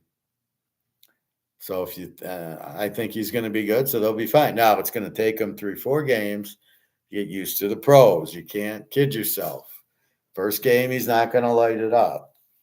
He needs to get in rhythm with his line and his receivers and his running back. They got to get into the 3 seconds, boom, boom, go all over the place. Bo Nix is a great quarterback. I mean, just watch the Oregon games. He was all over. Watch that Oregon game against Utah. That's fucking Utah's defense. They're an elite top defense. He lit them up. That's all you got to see. And he did good against Washington. They got down a little bit. And he came back, and they lost by 3, and he looked great. I didn't see where Bo Nix looked bad at all the last 2 years. Where did he look bad? Like they lost 2 games to Washington on the last play of the game. Where the fuck did he have a bad game? And he didn't have bad games there. So, yeah, I see him.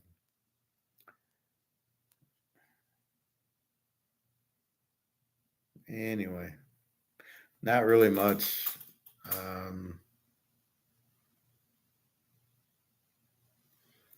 So, liked what I saw. So, anyway, that's it. Let's go. My poor Daria, I have no idea. So she was last on at 4:30, but she's not texting me. I showed her my class picture, and I keep thinking she's injured, so I'm saying, I hope you're doing well. I still don't know why I'm not getting a text. Now, let's say she's in the hospital and she doesn't have the phone. Somebody's on, so why isn't somebody has her phone but not texting me? It's driving me nuts. One thing I did, just to be stoic and just believing she's injured, I don't ask me those questions. I don't know. I would say Cincinnati and Kansas City are the best 2 teams. So I emailed Daria's sister. So I haven't heard from Daria since Wednesday, and it's now Tuesday, so it's been a week. And it's unusual because we normally text every day. Maybe she's at work and we text the next day. Like Jenna, I text with Jenna every day. And I don't know what it is. So I'm losing my mind. with stress. Where is she? She's in Russia. What's going on? And you just don't know with the KGB and the FSB and all the crazies, mafia there. So I emailed her sister because when I send her PayPal, it's got to go to the sister. She then switches it to rubles because you can't PayPal Russia. So I PayPal the sister. The sister gets the money, turns it into Russian, and sends her the Russian. So I emailed the sister going, I'm very worried.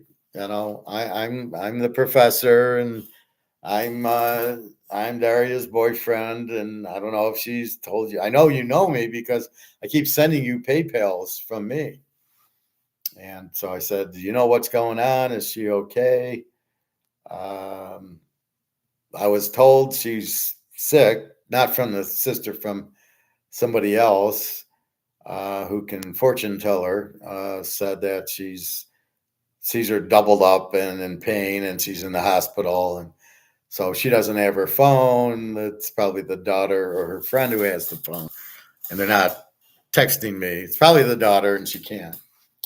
So I keep seeing that, and I keep, hoping she's okay. So supposedly maybe it's an appendix, something with her stomach, and she's in a lot of pain, and she's in the hospital. Is what I've been told. Is it real? I don't know. So I emailed the sister to get confirmation of what's wrong with her. From me being psychic, I do look at, from what I tell, it's health related. It's either one of her friends' mothers in the hospital and she's with her, or it's something about health. That's what I saw. It's funny, when I went to this lady yesterday, she reads my palms and says, "You're so much more of a psychic than I am." And I said, "I know I'm a psychic, but I like to hear your point. I like to get your point of view." And she said, "No, she's sick, and but she's real with you. She's not. There's a few things she doesn't tell you, but she's real with you. She's not after your money. She likes that you help her, but that's not like Carmen, where she's only with you to help her with money." So that's what she says. And now I need to ask her when. Now I look by myself and I see Saturday. I will get response Saturday, and she'll be okay, and we'll meet. She thinks we won't meet till the winter, and I still think we'll meet in July, but Daria keeps kind of pushing it back. But if the mother can come in, then I think we'll meet in July.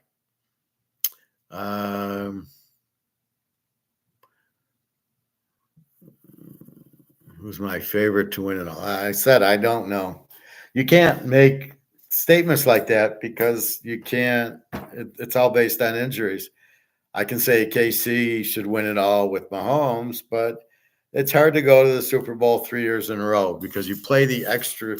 You're playing 3, 4 extra games. Cincinnati, with Burrows getting injured, really was a help in the long run because they only played the 17 games, not 21. And so now you've got a fresh Burrow. So I would think it's KC or Cincinnati against the Niners, or maybe Green Bay gets in. Dallas will not with Dak Prescott. Philly needs new coaches. Forget Miami, Washington. Forget, maybe the Rams can beat the Niners. I don't know. They certainly have Stafford, Pukanuka, and they drafted a lot of defense. So the Rams with Sean McVay could, So the Niners or the Rams or the Packers there, and then the AFC, it could be the Jets if Aaron Rodgers stays healthy. Cincinnati if Burrow stays healthy. KC if Mahomes stays healthy. Denver, I think maybe with Bo Nix. Now Oakland doesn't have any offense, and San Diego, Harbaugh, forget about it. They'll have a good defense. They'll have a better defense, but they don't. They got Herbert. I love Herbert, but he doesn't have anybody to throw it to, and he doesn't have Brock Bowers, unfortunately. But Oakland with Brock Bowers, they don't have anybody to throw it to him. So Oakland fucked themselves. Now maybe if they can get Cam Rising next year to go with um, Brock Bowers, then they'd be loaded with the defense they have. So we'll see if they can get Cam Rising. Otherwise, Minnesota, I would bet them to lose all their games. Green Bay, Chicago won't win too many. Carolina won't win any. And then you have, let's see, the Giants. I don't see them winning. I mean, you have so many bad teams. Jacksonville and Indy and Tennessee. I don't think they'll win a game. Jacksonville, Indy, and Houston will be lucky to win. Like last year, the one team stuck in with 9 wins. They were 9-8. That's a real bad division there. Jacksonville sucks. Indy sucks. Houston sucks. Tennessee. I mean, Jesus Christ, how did you get such 4 bad teams? It's like Atlanta, New Orleans, Tampa, and Carolina. And New Orleans, I don't understand their draft. They drafted Spencer Rattler. You have Jake Hayner. So you've got Carr, which is traded for, but okay, if he's not good. But then you got Drake Hayner, you got Hayner, who's much better than Rattler. So I don't know what they're doing there. And they'll never win with Rattler. He's terrible. So New England, they probably won't win a game with Drake May. And Minnesota probably, maybe they win. Minnesota will win if they have moments, not with J.J. McCarthy. So that's football, my family. Stoic, we must stay strong with gold and silver and ignore what's happening today. Let's see what we got.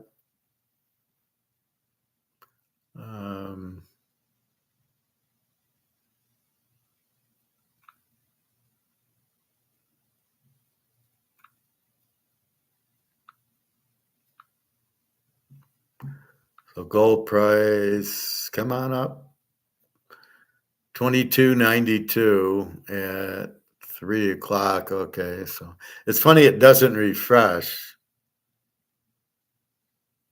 Okay, there it refreshed, but we didn't want it to. 22.86. So again, it's going down. It's all derivatives, shorting. There should be a lot of buying tomorrow. So again, I don't know what's going on today, where there's not the buying or the dollar is up, and we all know it's impossible for the dollar to go up. So we really just ignore it. It's bullshit. There's no demand dropping. There's no selling. Nobody's selling gold, physical. But the problem is there's no physical. There's really no physical market. Let's see if we got a Shanghai price.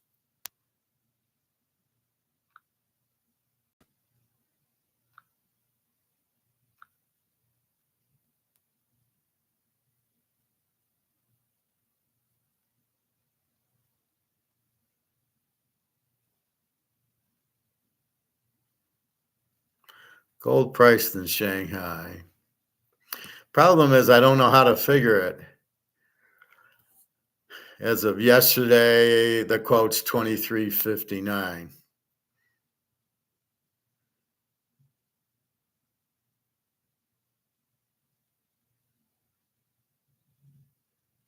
See, the price is 470 yuan, which is $65 per gram, but we got ounces and we got dollars, so it makes it difficult. So they don't really mean anything. But as of yesterday, it was 23.59, so it's higher than ours.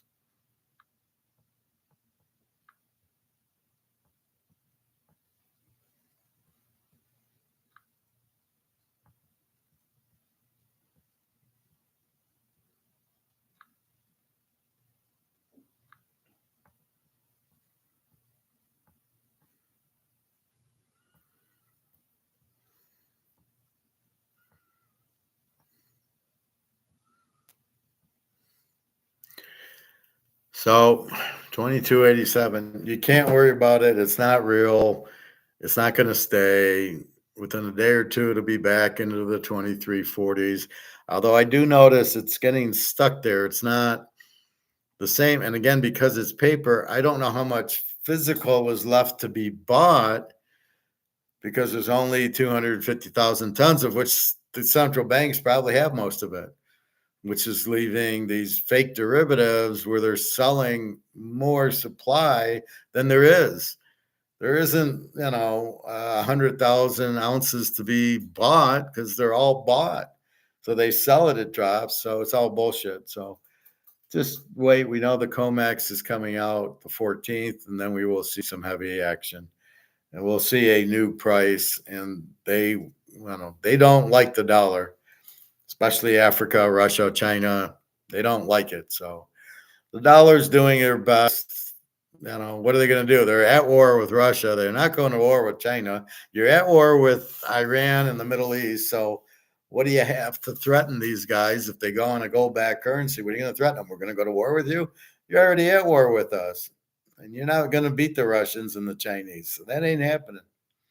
So just be patient. Again, this is the paper price. One day we're not looking at that. We know this isn't real. So don't panic, Luke. I know how Luke gets, but this is just very unusual. It's all bullshit, but we know it's bullshit. All right. Nobody is profit taking. There's no correction. Don't listen to all the crap. Just listen to what I'm telling you. It's just derivative profit taking. It's derivative shorting by JP Morgan and the crooks doing their best to keep you in the dollar so you can sink with the Titanic if that's your motive. So that's about it. What else do we have?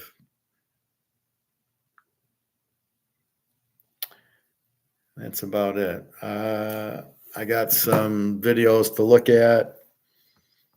No. Swimming went well. I got to get my crown put on Thursday at some point. And I will. My mind is I'll hear from Daria on Saturday. And that she's been injured or some sort of medical, or she's in the hospital or something happened to her where she got sick is the only thing that makes sense because she's on, which means it's probably her daughter that's looking at it but can't respond because I asked her before when the daughter had the phone and she needed it for school. I said, why didn't she just text me and tell me what was going on? And she said that she can't. She said, she won't, or she's not supposed to. So I'm hoping to hear from the sister telling me what's going on, but I don't know. She's on the same time, so it's 5:00 for her. So maybe she's working, and maybe I'll get something tonight. I would assume the sister knows what's going on because she could talk to the daughter. The grandmother lives there, so I hope it's not too serious. And again, there's nothing I can do. I can't just pop in, and I don't even know what's wrong. So hopefully it's not serious, and it's something she can recover. And hopefully I'm right, but I don't think it's anything negative like, oh, I don't want you anymore, and I found Ivan, and I'm gonna. No, there's no way. She's. I treat her nice, not like the Russians. So, if you watch Jack Bauer, you know the way the Russians treat their girls. So, not too worried about that. That thought never entered my mind that she's dumped me, she's with another guy, and she doesn't want to talk to me. And then she'd block me, or she'd say, "Look, I really, I found somebody else. That's it." So I don't buy that at all. Anyway, so NBA tonight, take the Knicks -3.5, Cleveland -4.5 to win their series. Baseball, the Yankees over 9, Colorado over 8, Detroit game 2, Toronto, Boston under 8, the Cubbies, Minnesota, Milwaukee over 7.5, Washington under 8, Houston over 9, Philly under 8.5, Pitt over 7.5, Atlanta, San Diego over 7.5, and Arizona There's 4 bets: Colorado over 8, Toronto, Milwaukee over 7.5, Philly under 8.5. We're getting close because the stats are better. Again, we're relying on the starters to make the picks for us, pretty much looking at the bullpen, like Detroit, good bullpen, but they can't hit. So we're looking at that. So we're trying to digest all that. So Thursday, I don't remember when my crown's on. I'll probably go, it's right next to the pool. So I'll probably either go there and swim or go swim and go there. And then I'll come home. And that'll be it. So anyway, have a nice day, everybody. www.teaserking.com. Greg and John. The Raiders' new draft never draft good quarterbacks. Well, they drafted LaMonica and Stabler. They just haven't drafted anybody after Stabler. Jamarcus Russell, they go, well, see, Jamarcus Russell to me is Caleb. He played a little bit for LSU, and he was a big guy, and he could run, but he was a lousy quarterback. Sort of like Vince Young, right, from Texas. Great college quarterback from the fact he could run, but he sucked as a thrower.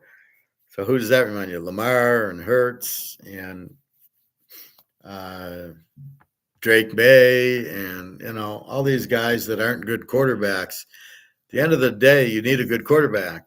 Justin Herbert, Drew Brees, good quarterbacks win in the league. Bad quarterbacks are Jamarcus Russell and Vince Young. What happened to Vince Young? He was great in college. Yeah, but he couldn't throw the ball. And that's the problem. And that's what I keep repeating. Lamar Jackson, forget it. Hurts, forget it.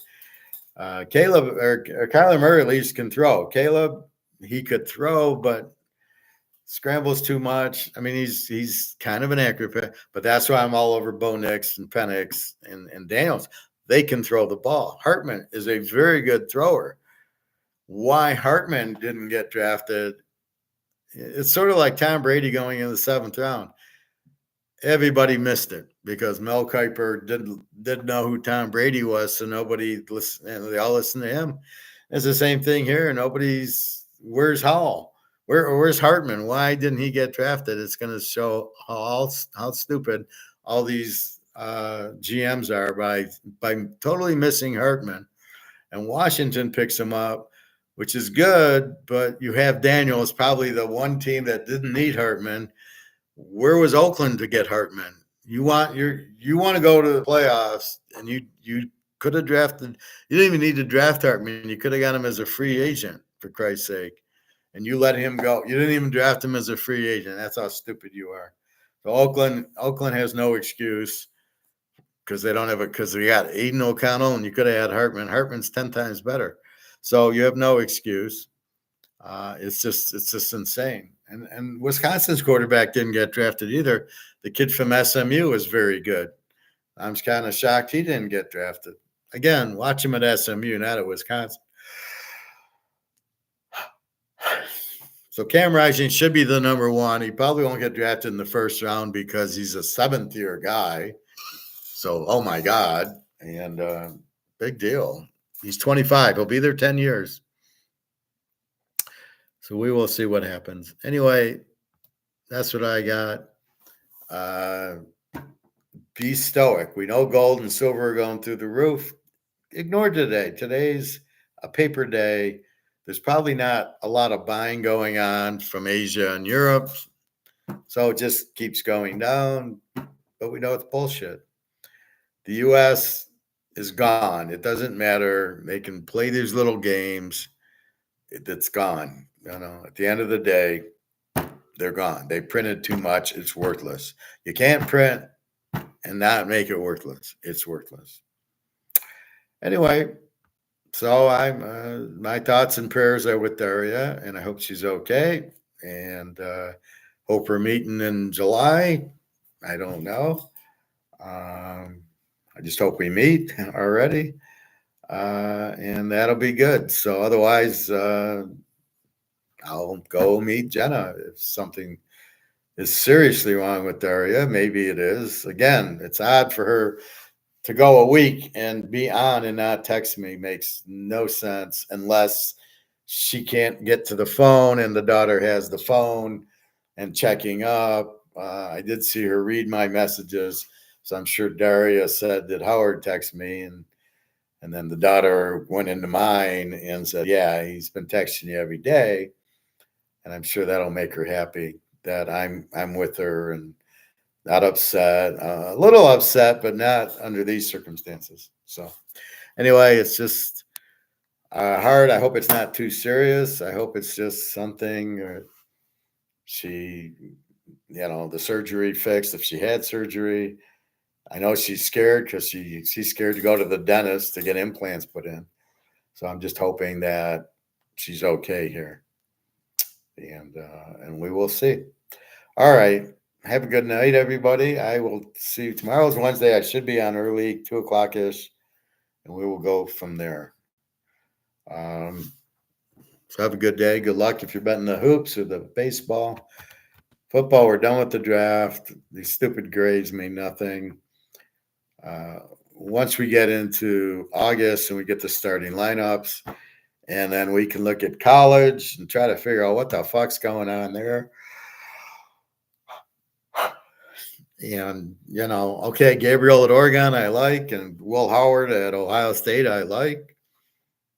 Michigan, we don't know. And North Carolina, their guy's probably better than Drake May.